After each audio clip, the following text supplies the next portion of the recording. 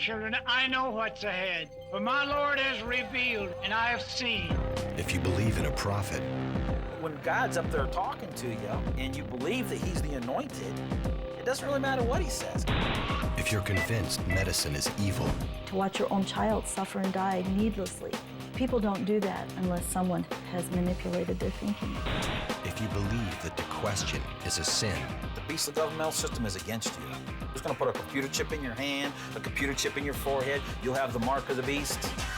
you'll do anything they ask and give them everything they want. They stop appearing with children at the age of 12 to be given to men. Once you believe, you'll want to stay. You know, I proved this to myself, I proved everything, and this is my belief and my faith. All this mental noise going on, the future, the past, with so much noise, it's really hard to focus and realize that you're being scammed. That's the kind of a God we serve. Well, our relatives asked you, how could your kids be pulled into something like this, you know? And my answer is, well, how come Hitler could deceive all those people for all that time too, during World War II? And there's people out there that are very charismatic that can just control people. They just do.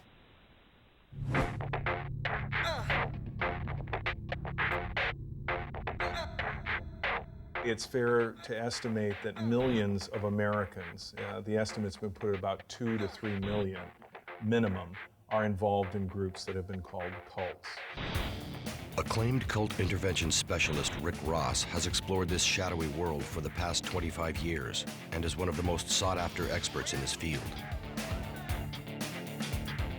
Families will come to me concerned about a particular group or leader, and they want to come together as a family and, with my help, intervene to try and get someone out.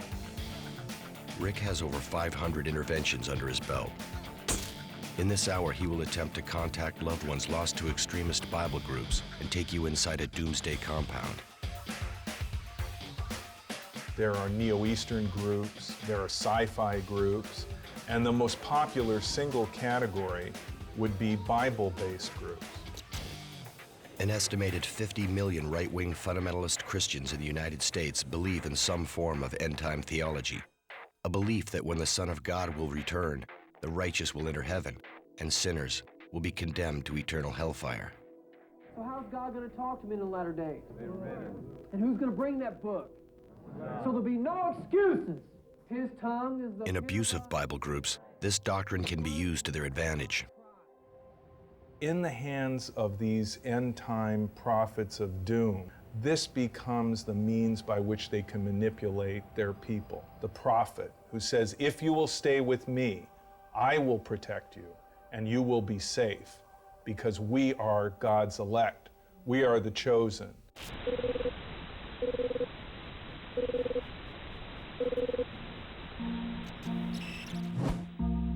Charles Meade seemed harmless enough. In the early 1970s, this convicted felon turned preacher started giving sermons in different towns across the Midwest. On the surface, his message wasn't that unconventional. The fire of God from heaven fell upon me. It burned everything out of me, from the top of my head to the tips of my toes. He made me whole in a moment. That's the kind of a God we serve. Former member Joni Cutler married into the group and became part of Meade's inner circle in South Dakota. He preached from the King James Bible and didn't, at first blush, look a lot different than many evangelical preachers did. So parents like Vonda and Roger Peterson aren't too concerned when their 3 daughters take an interest in Meade's services. Vicki, she started going to like a Bible study with her and with them, and we thought, well, how can you go wrong with that? But no one realized that there was a coerciveness in Charles Meade's message that, and a psychological hook to it that would make finding your way back extremely difficult and impossible for some people. God revealed many revelations of the end time, and he spoke this to me one night. I was laying in the bed. He said, son, blessed are your eyes, for they see. Meade's claim that he has met Jesus in person convinces his followers that only he can lead them to salvation. My God, children, we're living in the last days. There's no hiding place down here, only in God. Get in the safety, get in the ark, be in a safe place with God. I've seen all of this in vision in the Spirit.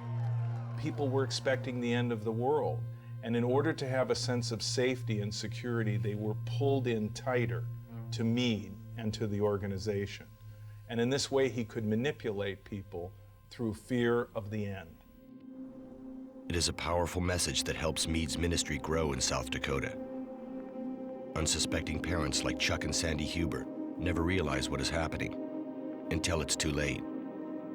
The biggest change was in our son Barry.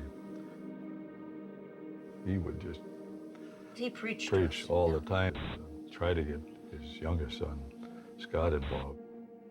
He pestered me about it constantly. I mean, and speaking in tongues and talking about Charles Meade and the group and how wonderful everything was and how, you know, he's going to be led to heaven and this is the way. But what families started to see was not a kind-hearted preacher, but a man who began to control every aspect of their children's lives. Decisions were brought to the leaders to be made for them, such as many business decisions, marriage, and contact with family. A lot of the rules originally set up were mostly about women. Whether or not you could go to school, work outside the home. All of those things were about controlling the women. Meade also teaches that illness is a curse and that only prayer, not medicine, will cure them. There have been a number of cases of children dying as a result of the teachings of Meade Ministries. That is from medical neglect. As is the custom within the group, when Joni goes into labor a month early with her first child, she delivers the baby at home without any medical supervision. She was so tiny when she was born. She weighed less than 4 pounds. And she became very jaundiced over the next couple of days and developed trouble breathing. She would just stop breathing. And we would, pray over her until finally the 4th day, she quit breathing and died.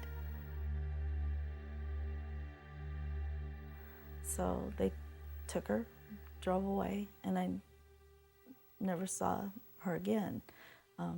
There was no funeral.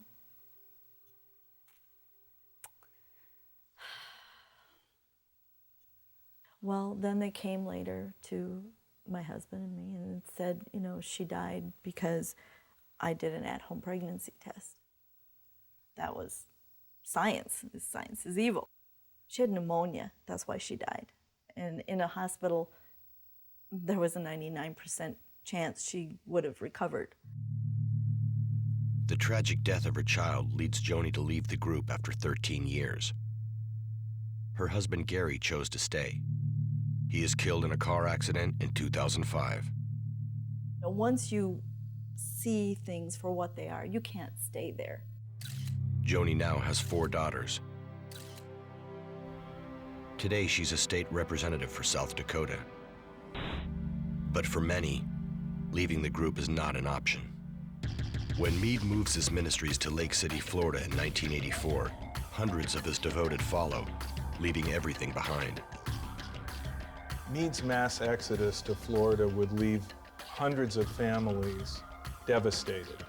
Many of them would never see their children again. They didn't call up to say goodbye, nothing. They just took off and left. They got kind of paramilitary, and the paranoia level went way up. What's y'all doing? Taking some pictures. Okay. They were policing their neighborhoods and running people off the roads and confronting people and threatening people. So we don't want you taking pictures. As far as we're concerned, we don't want any more pictures. So if you take pictures, you've been warned, right? Now you heard that, right? You both heard it? Did you? You heard it? Okay. Okay. More devastatingly, after the move, many followers, including the Petersons' 3 daughters, shun family members who do not go along with Meade's doctrine. Their families represent evil, represent the larger society, that world out there that they've been convinced by their leaders is totally evil. I mean, who'd have ever thought your own daughter would shut the door on you? Not let you see your own grandkids. But we haven't. So, I don't know. How can somebody do that to people? They say they're these good Christian people, and yet you can't see them. See your own kids. He does the same thing as a drug pusher. He destroys lives. Like the Petersons, the Hubers have had no contact with their children in almost 20 years. When we return, Rik Ross will travel to Lake City to try and find the Hubers' long-lost son and deliver him a message from his parents. We feel like we've always felt. We love you. We haven't changed. The term brainwashing is often used to describe people in extreme groups called cults. They really rely on control of the environment and isolation. And this can be seen very easily in groups like Mead Ministries. For Mead and his end times followers, safety is found in Lake City, Florida. Our son and his wife, right before they left, Barry and Betty, they wanted to talk to us. They came in and he sat down and opened up his Bible and says, "Now I'm going to explain the Bible to you people. If you don't understand me and don't believe me, you're going to go to hell." The Hubers haven't seen their son since. Rik Ross is in Lake City to try and track him down. Evelyn Little, a longtime resident, is familiar with the group she refers to as the End Timers. She gives Rik Ross a tour of the area. This is all End Timers. All of them are End Timers. See the palm trees? They plant 3 palm trees. See the palms? Yeah, 3 palms. That's End Timers. Here he is. Here's Mead's house. Mead's members try and clone themselves after their leader by planting the same trees and driving the same types of cars. I'd heard about, that Charles Mead loved Cadillacs and that he had 6 of them, but I didn't realize how many Cadillacs the group as a whole had. And that's all part of this prosperity gospel. So the Cadillac becomes a kind of symbol of that, we have a Cadillac because God really loves us. Mead's lavish $14 million church seats 2,400 people and boasts crystal chandeliers and gold-plated bathroom fixtures. During services, video cameras eerily scan the crowds to record members' expressions. There's a lot of fear in that church, and those gates and that barbed wire symbolize their fear of the outside world. The fear and suspicion held by the group soon becomes evident when Rik tries to meet with one of its members. Right now I'm on my way to see Barry Huber. He's the son of Chuck and Sandy Huber of South Dakota. So we're gonna drop in on Barry, we're gonna try to, and ask him why hasn't he talked to or seen his family in about 20 years. The cameras are left outside as Rik brings along an old family photograph for Barry to see. He was so anxious to end the meeting and push me out the door, but it was interesting that he wanted to see the picture of his family. He looked at the photograph, he thought about his family, he thought about what they meant to him. There was a reaction that he had that you could see that he connected with the past. And he smiled and he said, boy, I haven't seen this picture in a long time or whatever. To push it beyond that point, it would have become a very heated, pretty nasty situation. And he wanted me to leave. And so I did. The last time I talked to my brother, I called him on my mom and dad's 50th anniversary. And I said, "Hey, Barry, you know what day it is?" And he's like, "Yeah, I know what day it is." And I said, "Why don't you call him? Why don't you just call him and wish him a happy anniversary? What could it hurt?" And he said, "Yeah, I can't do that, Scott. I can't." And I said, "Well, you're still my brother. I still love you. he said, well, I'd like to believe that, but I don't. And I said, well, what do you mean? How can you not? You know, you're my blood. Well, it just doesn't matter to you. I'm sorry. You know, it's hard. It's hard to watch your brother that you love just go and not even care. And they're beautiful kids. Barry was a fun kid. Had a lot of fun with him. Sure was. You know, I don't know what happened because... Well, they got deprogrammed and turned into a different personality. What can you do about it? Yeah, that's just it. What can you do about it? Not a damn thing. Over the years, the Petersons have also tried in vain to contact the children they lost to the group. Hoping there's still a chance they send a video message to their 3 daughters. Why can't we just see you? Even Why if you can't never we want to visit? come up and visit, at least we can talk on the phone or something and have some communication.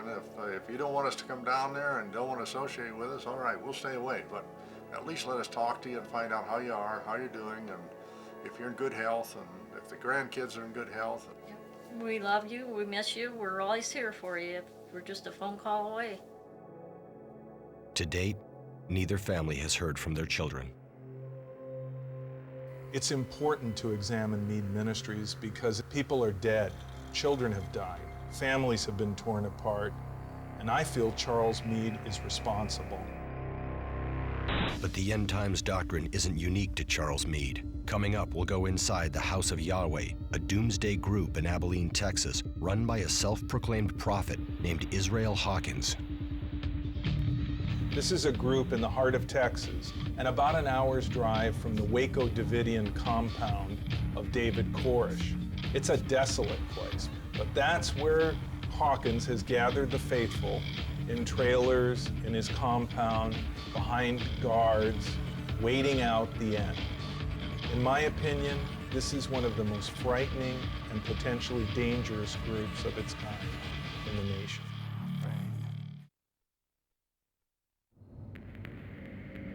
Just outside Abilene, Texas, is the House of Yahweh. This bizarre doomsday sect led by a man named Israel Hawkins is preparing for nuclear war. Israel promises to show his followers how to survive, and more importantly, how to get into heaven.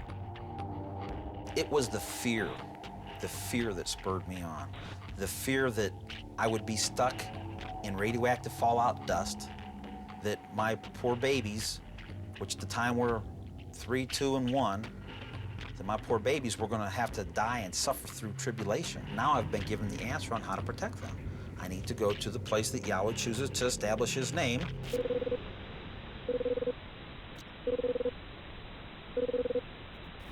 The House of Yahweh is a very isolated world within the world. I mean, there's no TV, there's no radio. All there is Hawkins, 24 hours a day, 7 days a week.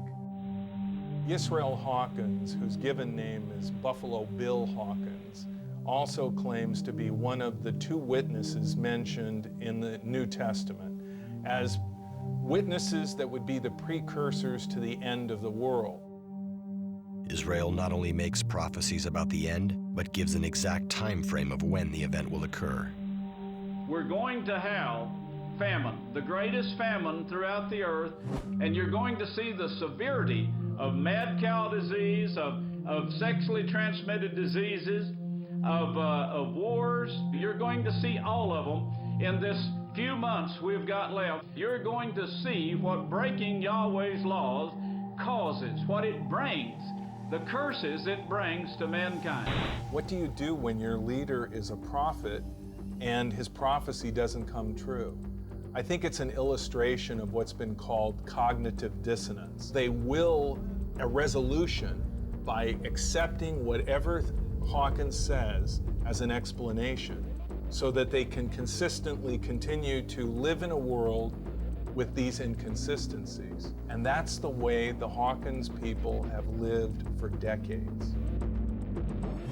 Eager to find out more about this secretive group, Rik Ross, wired with a hidden camera, proceeds to the public office of the House of Yahweh.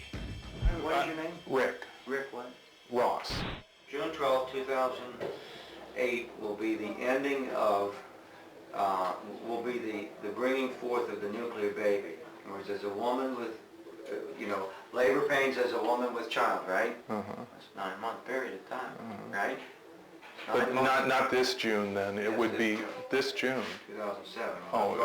I thought you said 8. Well, I might have. Okay, all right. And so when that nuclear baby comes into the world, what would happen? Well, by then, the war in which a third of man over the fourth part of the earth will be killed. Well, would that mean that Mr. Hawkins was a false prophet if on June of this year it doesn't happen? Let me ask you this. If there was a man who was sent by Yahweh, told to go somewhere and do a job, says, I don't want to go, he gets thrown off the ship, gets swallowed by a big fish, Yahweh says, go tell him only 40 days and Nineveh will be overthrown. And he goes in and tells them he didn't want to do it, right? He didn't want to do it, but he did it, and they repented. Would that make Jonah a false prophet? So you're saying you answer my question, I'll answer yours. I don't know. I would have to say, yeah, it would, because if he made a prophecy and it doesn't occur, that would be a false prophecy. But you're saying that if you give a false prophecy, it isn't really false. Well, let me ask you a question. Why are you here? Yet long before Israel Hawkins began making prophecies, he had other, more earthly responsibilities. Bill was a policeman. He had been on the force for 9 years with the city of Abilene. And he ran the mobile home park up until 1977. Bill started the work in Abilene in 1980. Israel Hawkins' ex-wife Kay helped start the House of Yahweh as a place of study and worship, and contributed to the first Book of Yahweh Bible.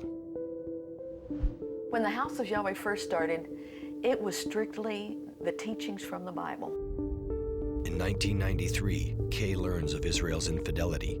Things at the House of Yahweh soon begin to change. This is the first edition of the House of Yahweh. Reading 1 Timothy 3 and 2 says, an elder then must be blameless, the husband of one wife.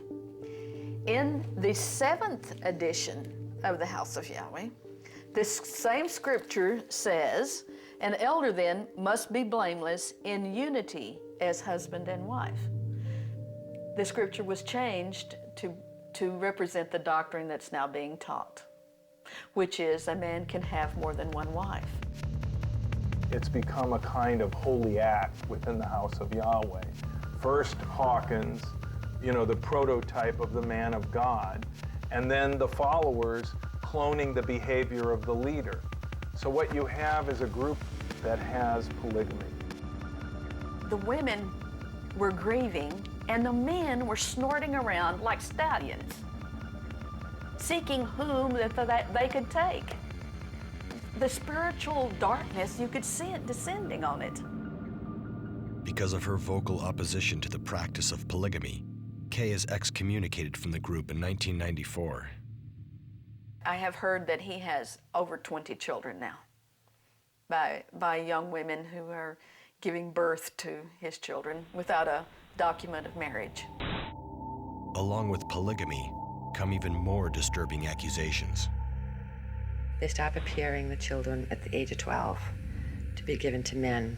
They came and said, as soon as your daughter turns 12, we want her to start going through these certain rules and regulations for cleansing her to get her ready to be with the king. And that scared me. Yet questioning is frowned upon. Members are encouraged to give up their will to the group. As people become involved with the group, their allegiance to the leader, their submission to the leader, and the leader's definitions about the world become the most important things, the central things in their life. In an act of extreme devotion, members agree to change their last names to Hawkins. The name change was something that we were told was a scriptural thing, and it had to be done. If you didn't do it, you couldn't be part of the kingdom. But this was also, in my theory, to give all the illegitimate children there a legal last name, because there are children now being born of these arrangements. Now all the children have the last name of Hawkins. And in this sense, Hawkins has stamped himself on them with his own name, and they've all become his. It's an expression maybe of megalomania, but more importantly of ownership. Many followers buy small trailers from Israel Hawkins and live on or near the compound. They live in squalor, while their leader appears to live like a king. He has so many houses and so much land. He's just so rich now, but yet at the same time, when I drive by the holdings that I see on the highways, I see poor people living in tiny little mobile homes. And he has, I know of 3 houses that are just almost mansions. Kaniah Hawkins, a former member, still owns property just minutes from the House of Yahweh compound, property he and his family called home for 10 years. I put every screw in this building by myself. I lived in here for almost 10 years with my wife and 7 children. Basically, we have thousands of cords of firewood, shelters ready to be put in the ground for tornado shelters and/or bomb shelters. I probably have, there's 1, 2, 3, 4 of them out here.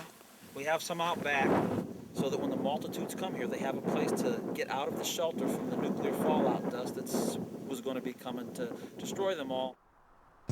Kaniah takes us inside the trailer he hasn't seen in the last 3 years.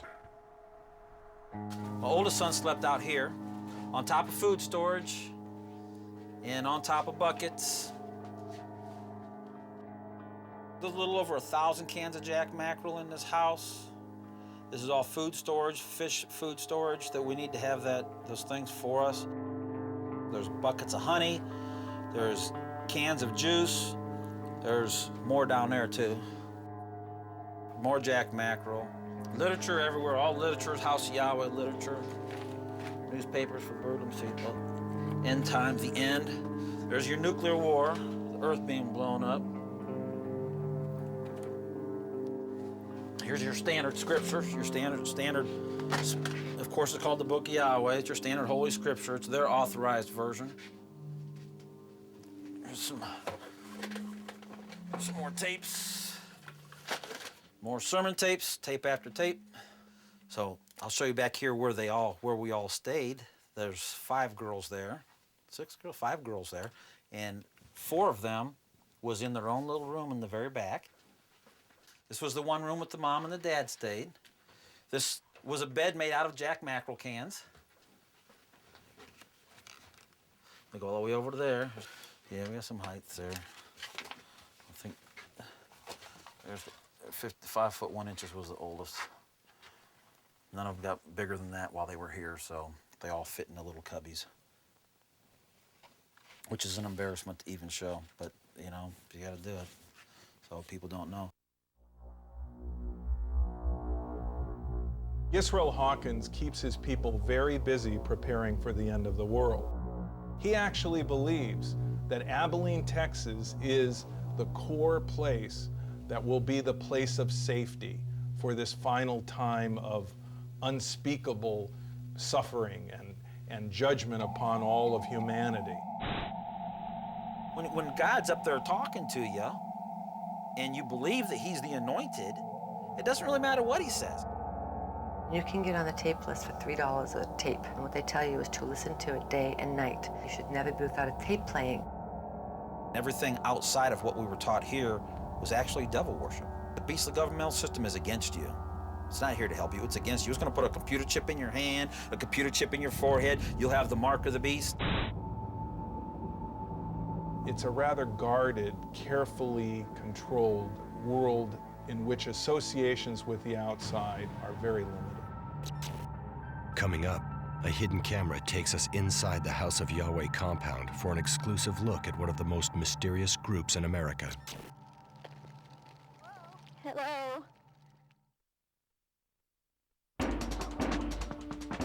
doomsday group called the House of Yahweh has a compound in Abilene, Texas. Our producer takes you inside with a hidden camera. What she finds is a poverty-stricken group steeped in paranoia and fear, where women are subservient to men, and whose leader rules over all. Hello. Can I help you?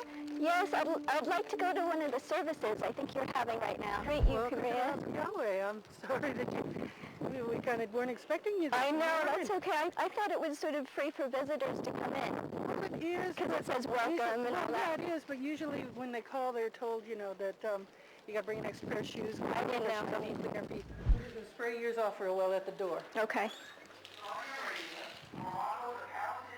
Come in the sanctuary too, so we're just going to spray your hands. Okay. Mm-hmm. Come with me.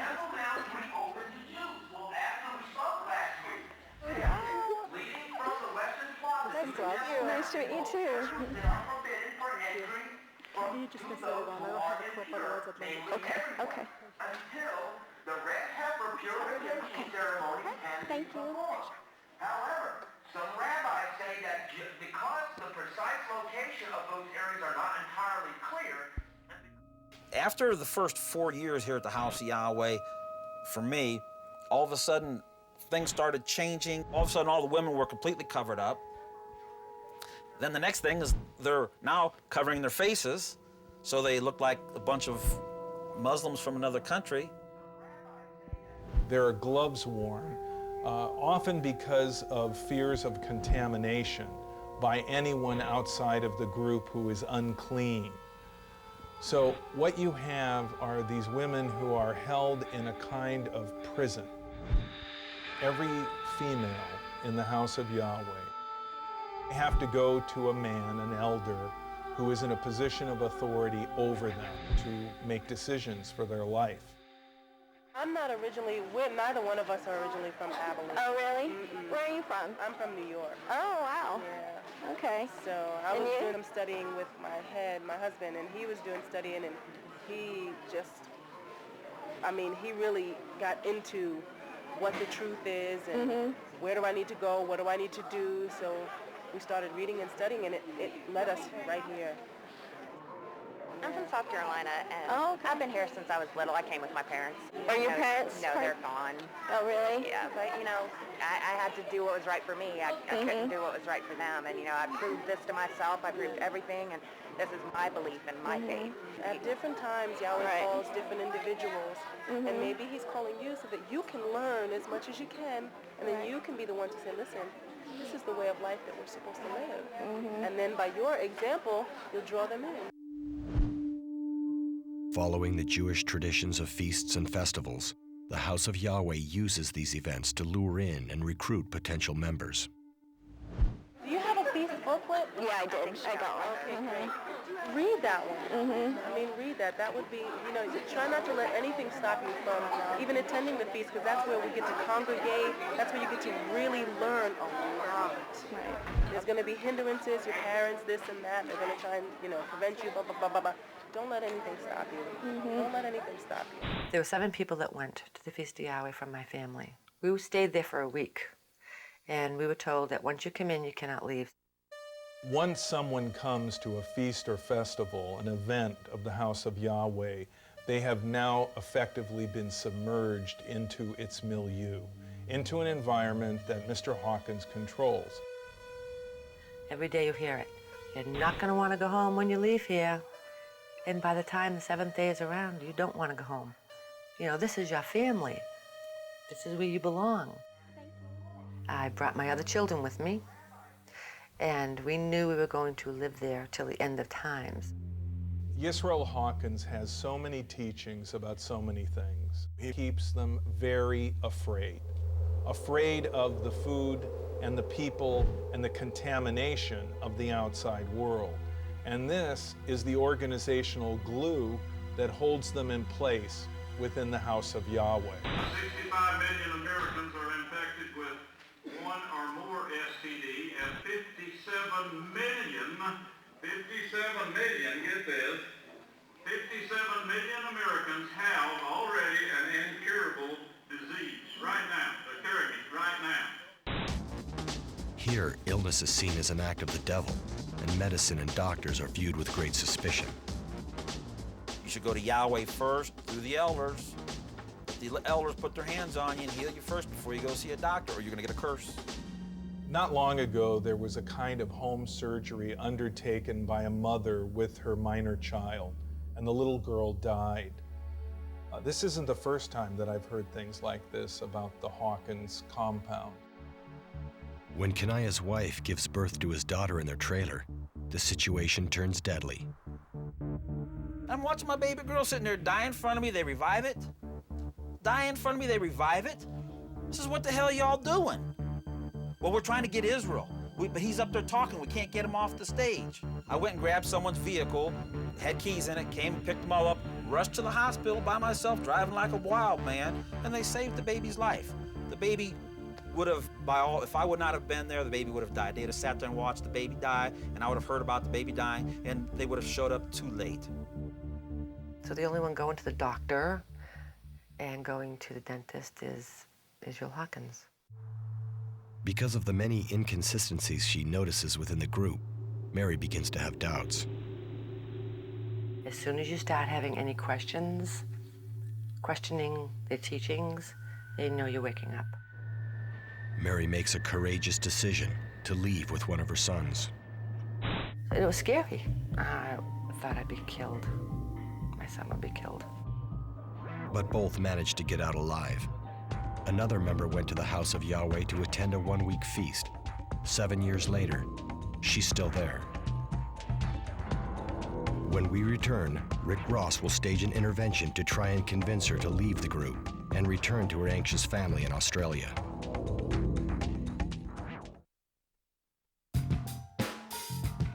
Miriam was supposed to be gone for only a week. Instead, she moved into the House of Yahweh compound and stayed for 7 years. Cult intervention specialist Rik Ross is in Abilene, Texas, with Miriam's sister Petra to try to convince her to leave. Petra contacted me concerned about her sister. Marion is 71 years old.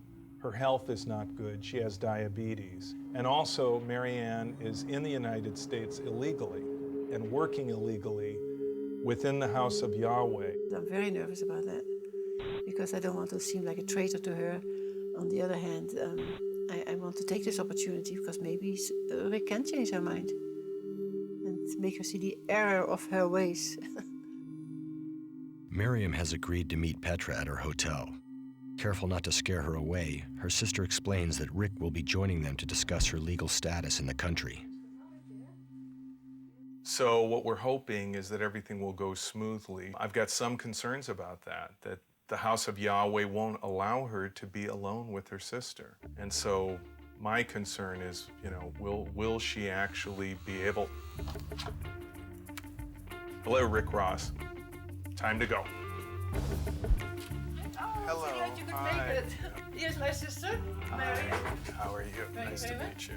Yeah, I was telling my sister that this is buying a house is a big thing, considering our situations, mine, hers, her legal status, and that I looked for some help and some answers and whatever we can do. And I said, that's where you come in. I think your sister's concern to some extent is that because of your legal status here, there might be a problem. Because basically, your sister's attitude is she really wants you to be safe. Surprisingly, Miriam doesn't leave when Rik begins to reveal why he's really there. Instead, she starts to quote Hawkins' prophecies. The 12th of June. There will be the first nuclear war in Iran, of Iraq, near the Euphrates River. And it's said in the scriptures, if you know the scriptures, a fourth of the people will die. This will occur as of this year in June? Yeah, this year. And so let me ask you a question. If that does not happen, it will happen. If it doesn't happen, then what would you think? I would not think anything. The America will be completely... Except for Abilene. Because she's so deeply ingrained into the group's belief system, Rik tries to stimulate Miriam's critical thinking again. You made $1.50 an hour, and you were working. He was in direct disobedience to civil authority. I mean, he should have known that a woman who does not have a green card, did not have a work permit. I'm not the only one, you know. I know. This is what I find shocking. I hate to tell you this, but sometimes I look at Mr. Hawkins and I think he might be a bit of a scam. If the world is coming to an end, why has all of his life been spent acquiring long-term assets? That I cannot come back. It's so close to the very end. I'd rather stay here. I think that Mr. Hawkins makes these predictions to trick people to stay. Maybe I might see you again in June. When he was talking to her, I could see how she sort of, her eyes wandered away thinking, she saw Australia, she saw the family, and she realized that she's homesick for them. And that was another thing when they took my telephone away. I was so mad about that, you know.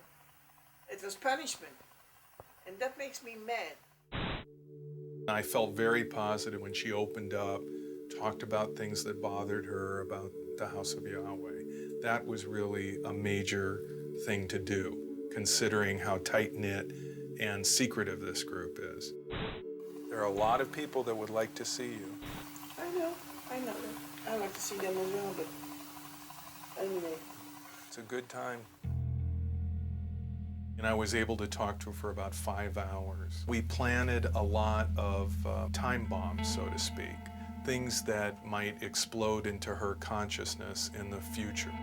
And I think what that may lead to is eventually calling her sister and leaving the group. Of course, you know, Hawkins has been spinning stories like that forever, so he may try to spin it again after the eventful or non-eventful June 12th date comes, goes, and no bomb goes off. But maybe this time, Marianne won't be so easy to be spun.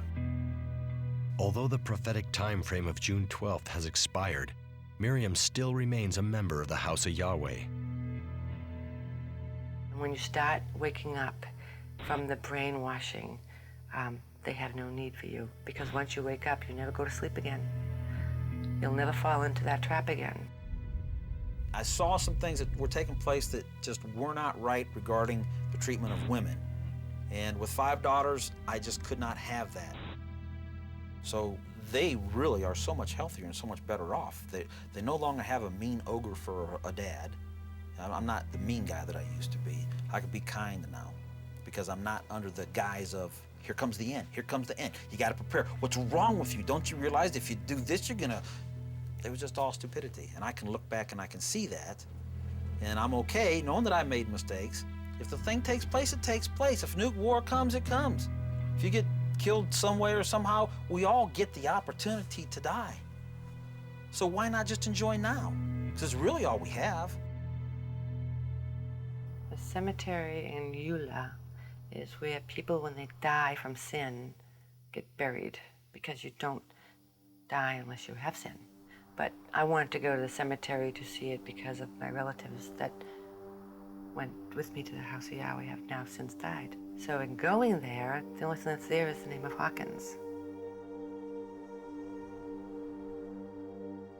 Stone after stone after stone just says Hawkins. So you don't know where the person that you loved is. So I guess you just pray for everybody. The house of Yahweh is a mystery. It is hidden. The Messiah said, "Do not hide your light under a bushel. Let the light shine so the world can see you." What they do is darkness. It has to be hidden. Many people would have us believe that mind control is a myth, that it doesn't exist. But we've looked at these groups and these people, and we've seen people suffering and making choices that are not in their own best interest. I think mind control is the answer. It's a disquieting one. It's one that leaves us a little frightened about the fragility of the human mind.